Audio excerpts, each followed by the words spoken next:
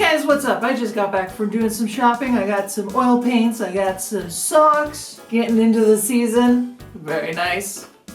Anyway, I've got some oil paints to show you. Why don't you come and follow along? It'll be fun. Well, actually, they're not all oil paints. One of them is an imposter. I was going to a family member's house and I didn't feel comfortable bringing the paints and the solvents and all that. And I didn't really want my first time with water mixable oils to be outside of my studio where I can make as much of a mess as I want. So that one's gouache. But just pretend that it's oil paint. It'll be fine, just pretend. Alright, so let's get going. I got my Halloween socks on. They got little skelly bones on them, and I am ready to narrate this freaking video. Starting off the video with a warm black canvas. I kind of scraped some texture onto it because I was feeling a little bored and I wanted to see what I could do with a paint scraper without actually damaging the canvas. I didn't go that hard. I actually really like it. It's a little bit of black and a lot of yellow, and I feel like it's just about like my usual gesso color is like a cool turquoise. This is a close second. This is a good one. And like usual, go in with a white pastel. This is a good reason to go with a dark gesso is because the white pastel is not nearly as opaque and does not blend into the oil paints nearly as much as, let's say, a black pastel. Don't ask me how I know that. Also, I don't know if I mentioned this in the last video or the last time that I was painting on this easel, but I like to use these Aspen brushes. They are a synthetic bristle brush. They're just like a little bit more flexible than I maybe like, so I'm gonna be buying up some organic bristle or like natural bristle. I'm not actually sure what the language that they prefer to be used in is, but it's gonna happen. I've got one bristle. It's also Princeton. It is Ashley brand, I think. And you see that later. I think the third video I have that bristle out, and it is fantastic. I feel like I am in complete control of the painting the whole time, and I really just, I feel like capturing that with more of those brushes is going to be very much worth it. Also, I feel like I should maybe talk about what I want to accomplish with this painting. This is not like a make it and sell it kind of painting. I'm not ready for that. What I am trying to do is work on brush control and color mixing. Specifically color mixing in my style. If I figure out how to do skin tones out of it, fine. What I'm looking for is vivid colors that aren't completely chalky and whited out by the titanium, and just fun. I'm just trying to have fun with it. You know, that's a very important part. If you're not having fun, then like is what you're doing, like I don't know if it's necessarily worth it if you're not having fun with it. And part of having fun for me is drawing faces with a lot of texture on them. So like old people that are displaying a lot of like emotion and their faces all scrunkly. Like just scrunkly faces in general are very fun for me to draw. I'm not so much attracted to the idea of like flawless beauty. I think I've said this before, but I personally think that there's enough Hollywood beauty in the world, and I think that maybe it's time to explore some of the other kinds of beauty. I do good talking and stuff. It is very early in the morning, and I'm a very sleepy girl. You know, I don't know. Regardless, this painting comes relatively close. I feel like it's failing on a couple of points, like, let's say form. It's very squishy. And I think if it were a little bit tighter, then I would like it more, but the form is very squishy. It's almost sponge-like in its old manitude, but it's okay. It's good. It's a good learning piece, which is why I'm sharing it with you. But you know, even a piece that fails is still useful to talk about, because you can talk about why it failed and what you can do to improve that next time. Like this is not a zero-sum game. Every piece you do, you will learn something from it, even if it's just how to refine an idea that you had. Like, this is an ongoing process. You don't go from a point of having no skill to having the skill. You go bits and pieces. And each painting is a step in that journey. What I'm saying is show off your failures. That's the gist of what I'm saying, is if more people talked about their failures, it would be more normalized to to maybe, the idea that an artist makes good art all the time is very damaging. I do not make good art all the time. I make really bad drawings, probably like 50 or 60% of the time. Sometimes I show those ones off. Most of the times I don't, because when I feel like I'm in that kind of a state where, okay, today is just a learning day, I don't always turn on the camera. But okay, moral of this particular painting is show off your failures, be okay with people knowing that you're not completely flawless, and just have fun with it. And I'm just gonna let the video roll out a little bit, and I'll see you on the next video.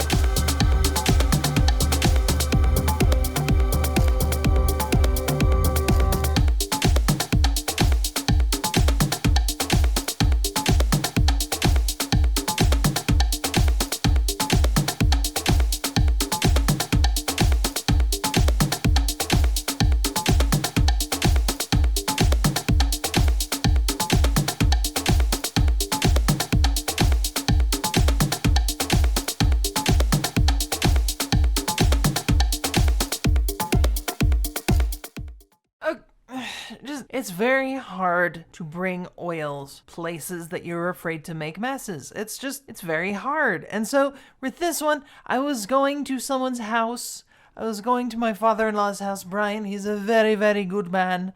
Brian, if you're watching this, I love ya. And I didn't want to make a mess in his house that I couldn't clean up, so I brought my gouache. This is HIMI gouache. It sat on my shelf for 8 or 9 months. So, that's fine. Everything's cool. But I also have, one second, let me go get them so I can double check what they are. Ah, yes, these are the Da Vinci synthetic brushes. They are a synthetic brush that is an imitation of sable brush hair. Lots of water wicking abilities, very sharp point on them.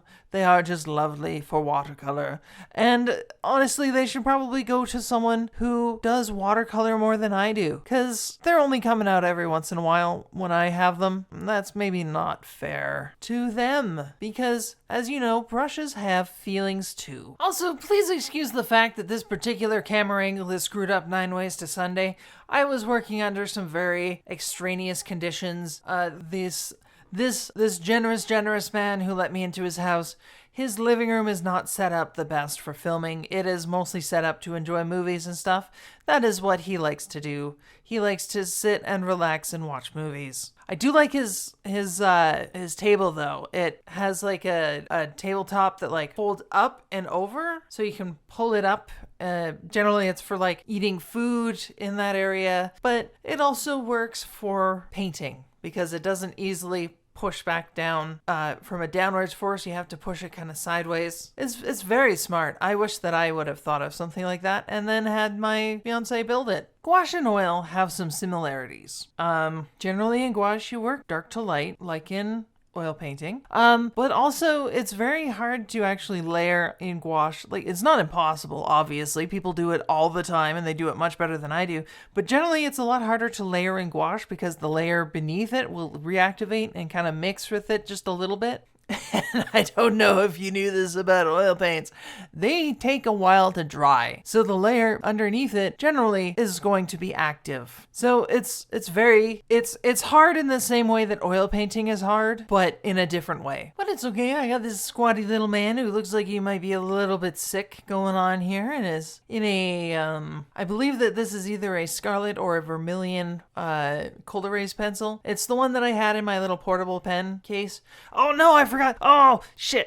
So my new pen case is shaped like a little budgie. It's it's not shaped like a budgie, but it's got a little budgie face on it, and it's so cute. And the bottom pops and it pushes all the pens up so that you can reach them easier. And then when you're ready, you just pull back down on the bottom of the pen case, and it all gets small enough, or the pen case gets large enough that you can actually put the lid back on. It's so cute. I love it so much. It is my baby. Next time I am filming, I will remember to actually show it off, because I feel like the world needs to know that these pen cases exist. The brand is Atoya, and they have this whole line. They've got, I believe that they have 2 limited edition ones out right now. One is a Shiba Inu, and the other one is like a Scottish fold kitty cat. So pretty, so cute, so beautiful. I got the budgie. I'm normal and boring like that. Please go out and buy one if you're looking for a new pencil case. So there's not much to actually say about this particular drawing or painting.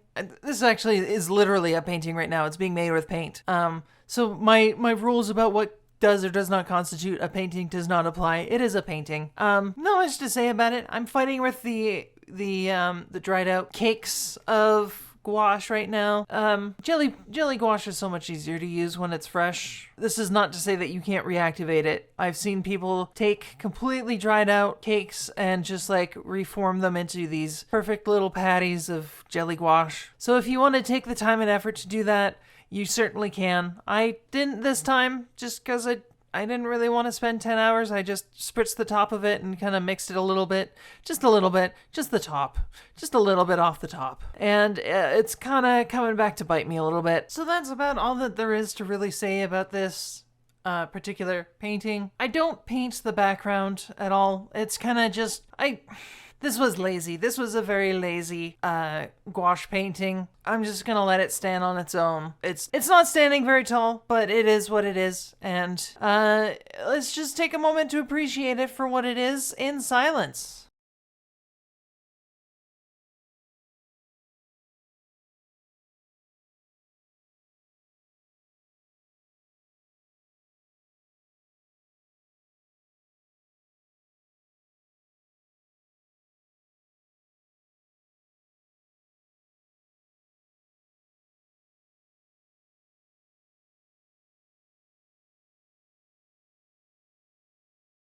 And finally, we get to the smallest painting and the shortest video of this particular video.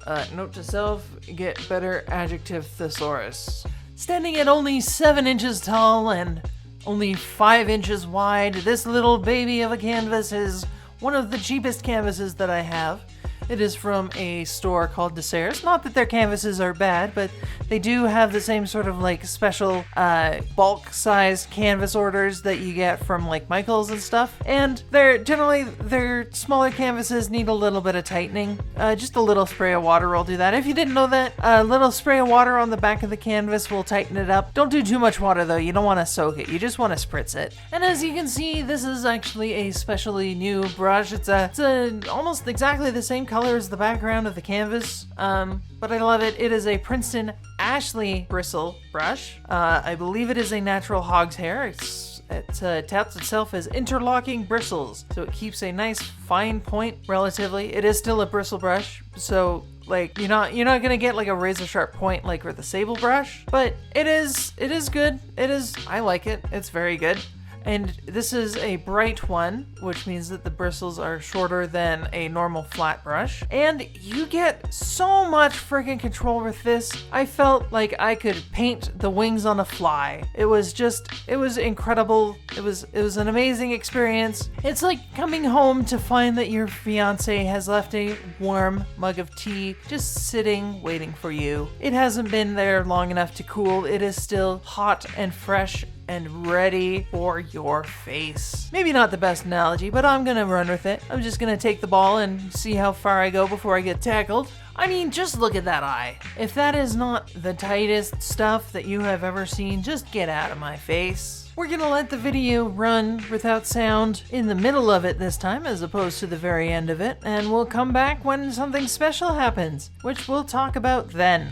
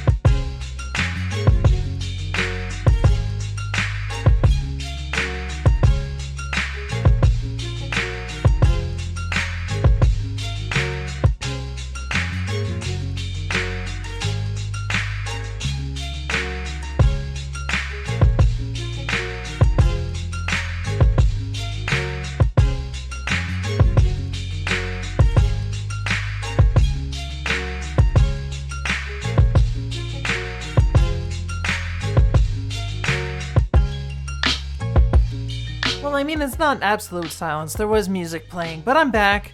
And we're going to talk about this lovely, lovely hairpiece that this old man is going to be wearing. It may be a wig, it may be natural, it is gorgeous and white and many colors within, and I feel like it just ties this whole piece together. This has been a fantastic, very, very confidence boosting piece. It's bright and colorful, and I love it so much, and I will cherish it always. There's a little tiny corner on the end, on the side there, that I feel like should be painted, but we'll worry about that later. That'll be a good excuse for practicing color matching. I will see you all later. Have a wonderful evening, and I will see you in the outro. Bye-bye. Oh, actually, just a quick note.